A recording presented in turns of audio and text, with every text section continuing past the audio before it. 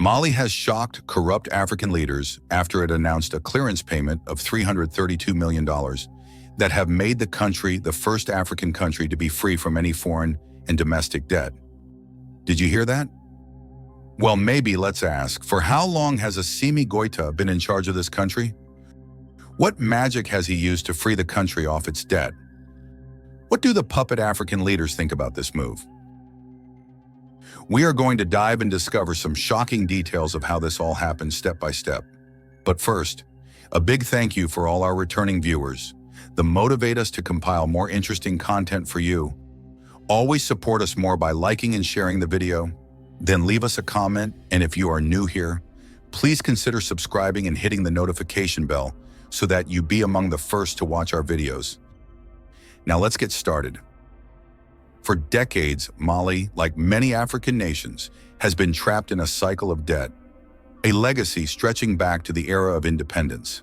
High debt-to-GDP ratios have weighed heavily on the country, impacting every aspect of Malian life.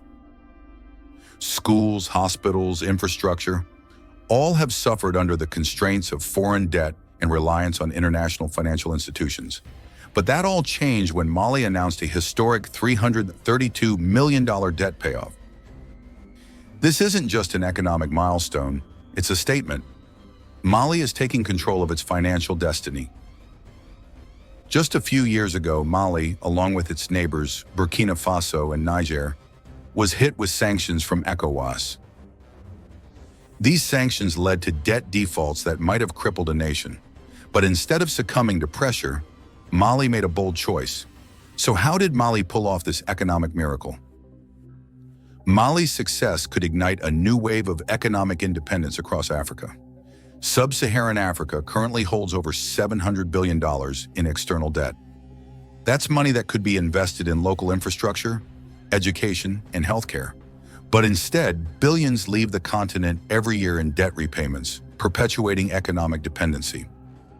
With Mali's historic payoff, we're seeing the potential for a new path, one that challenges old colonial dynamics and prioritizes African sovereignty. But there's more to this story. Mali's debt payoff is part of a larger movement in the Sahel region. Alongside Niger and Burkina Faso, Mali has joined the Sahel Alliance, a coalition determined to redefine their relationships with former colonial powers and foreign financial institutions. This alliance aims to build economic sovereignty, strengthen regional security, and forge new partnerships on their own terms. These nations share a common vision, a Sahel region that controls its own destiny,